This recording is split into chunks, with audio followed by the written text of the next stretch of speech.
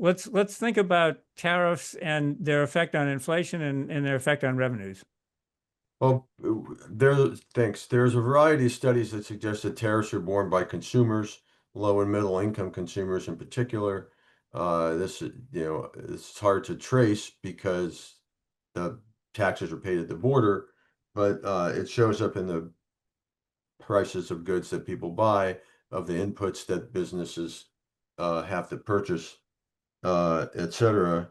The On an economic basis, there's a lot of uncertainty because we're basically starting a trade war.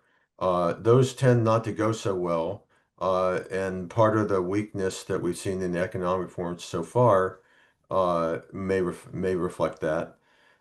In terms of the inflation so far, a lot of companies bought a lot of things before the tariffs went into effect.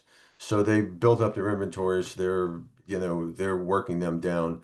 We'll see what happens over time as those inventories get dwindled away and they have to restock them with goods that face the higher tariffs. The other thing to emphasize is that these tariffs have been placed in action under laws that allow the president to do that for national security threats. But it's hard to see how a blanket tariff on the whole world economy is responding to a national security threat. And the U.S. trade courts actually have ruled much of the tariffs are illegal.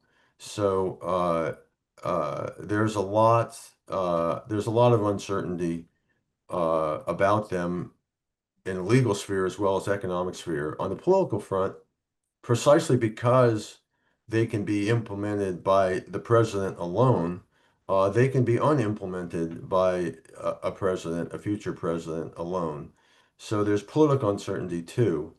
And I guess the last thing I'd say about tariffs is uh, there's sort of two ideas behind them. One is that they're a negotiating tool to get other countries to do what we want them to do, in which case, if they do it, we drop the tariffs. The other is that they're a permanent revenue source.